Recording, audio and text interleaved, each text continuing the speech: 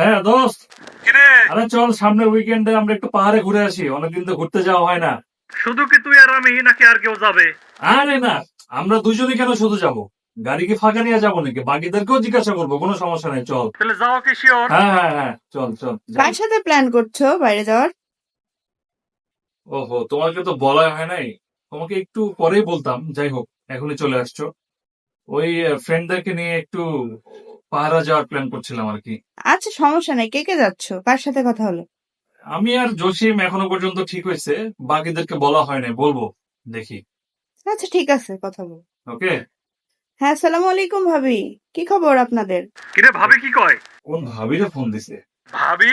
হ্যাঁ। হ্যাঁ, জসিম ভাই তো বলছে না আপনাকে, সামনের সপ্তাহে পাহাড়ে ঘুরতে যাচ্ছে। ব্যাগটা গুছায় ফেলেন, সবাই তো একসাথেই যাচ্ছি।